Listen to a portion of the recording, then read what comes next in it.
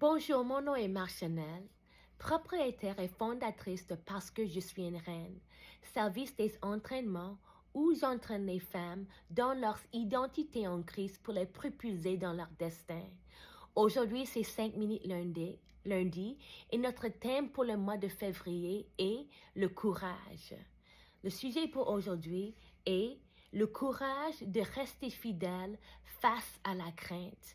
Et je vais parler de l'histoire de Daniel qui se trouve dans le 6e chapitre de Daniel, spécifiquement Daniel dans la fosse aux lions. Ça, c'est une histoire très populaire et il y a beaucoup de points excellents qui peuvent nous encourager en termes de confiance et surtout le courage de rester fidèle face à la crainte, mais dans la situation de Daniel face à sa mort. Donc, on sait que Daniel avait un très bon caractère. Dans le 3e verset, ça dit, Daniel surpassait les chefs et les satrapes parce qu'il y avait en lui un esprit supérieur et le roi pensait à l'établir sur tout le royaume. À cause de cela, Daniel est devenu l'objet de la jalousie et tous les autres hommes du royaume ont conspiré contre Daniel pour le tuer. Et ils ont essayé de faire ça à travers une loi qu'ils ont établie. Dans verset numéro 7, ça décrit la situation. Tous les chefs du royaume, les intendants, les satrapes, les conseillers et les gouverneurs sont d'avis qu'il soit publié une édite royale avec une défense sévère, pourtant que quiconque, dans l'espace de 30 jours, adressa des prières à quelque dieu ou à quelque homme, excepté à toi, ô roi, sera jeté dans la fosse aux lions. Même après avoir entendu l'établissement de cette loi, Daniel a resté fidèle à Dieu. Il a continué à prier, il a continué à donner des éloges à Dieu. Et à cause de cela, les hommes se sont allés devant le roi pour lui dire que Daniel a violé la loi. Et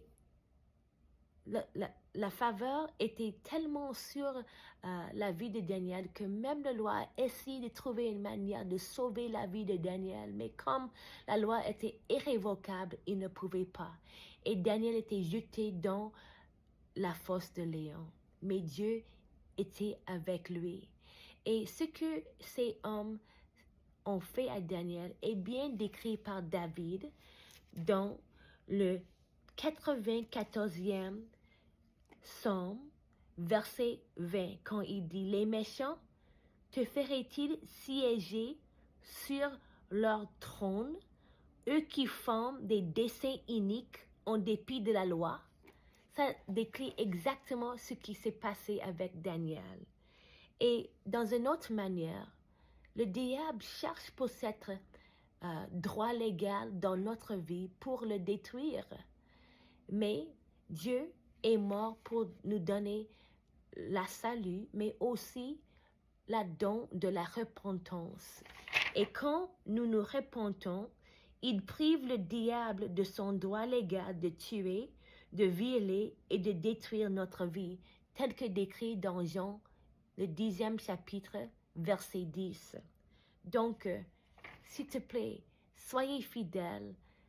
Et si tu fais une faute, demandez pour la pardonne et adresse vitement cette situation pour que le diable ne puisse pas trouver ce droit légal pour détruire ta vie. Donc, Daniel a resté fidèle, même quand il était dans la fosse de lion, il prie et Dieu l'a sauvé. Et quand le roi est venu pour voir si Daniel était encore vivant, Daniel lui répond. Verset 22 et sa réponse. « Mon Dieu a envoyé son ange et fermé la gueule des lions, qui ne m'ont fait aucun mal. parce que j'ai été trouvé innocent devant lui et devant toi non plus, ô roi. Je n'ai rien fait de mauvais. Et Daniel était sauvé. Et le piège et la loi qui était mise en place pour tuer Daniel est devenu la condamnation de tous ces hommes. Ça dit ici, dans verset 24, la loi ordonnant que tous ces hommes qui avaient accusé Daniel fussent amenés et jetés dans la fosse aux lions, eux, leurs enfants et leurs femmes. Et les lions ont mangé. Ils l'ont mangé. Donc, on voit que Daniel est un exemple de courage, d'être fidèle face à la crainte, face à la mort. Et si Dieu a sauvé Daniel, il va te sauver aussi. Dans n'importe quelle situation vous se trouve, il est là pour toi. Il te défendre. Dieu se bat pour toi. Il se bat pour moi. Il se bat pour nous. Il est fidèle.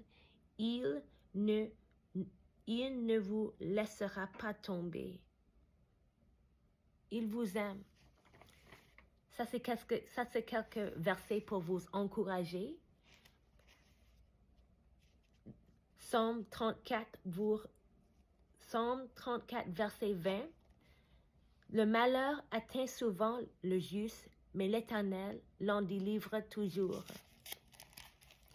Un autre verset que je vais laisser avec vous est trouvé dans le 91e chapitre du Psaume, versets 14 et 15. Puisqu'il m'aime, je le délivrerai. Je le protégerai puisqu'il connaît mon nom. Il m'invoquera et je lui répondrai. Je serai avec lui dans la détresse. Je le délivrerai et je le glorifierai. Et finalement, le dernier verset que je vais laisser avec vous est trouvé dans 2 Timothée, chapitre 4, verset 18. Le Seigneur me délivrera de toute œuvre mauvaise, et il me sauvera pour me faire entrer dans son royaume céleste. À lui soit la gloire au siècle des siècles. Amen. Ça, c'est ce que Dieu a fait pour Daniel. Et il va faire la même chose pour vous, pour moi. Il est fidèle, il protège ses enfants, il défend ses enfants. Et il nous laisserons jamais tomber. Il est grand et en charge. Donc, du courage. Dieu est pour toi. Il est grand et en charge. Je vous encourage de continuer à être fidèle à lui. Je vous encourage de continuer sur le bon chemin parce que avec Dieu sur votre côté, vous n'allez jamais perdre. Ayez le courage de rester fidèle face à la crainte. Dieu est pour vous et Dieu se battra pour vous. Que Dieu vous bénisse. À la prochaine, mon ami.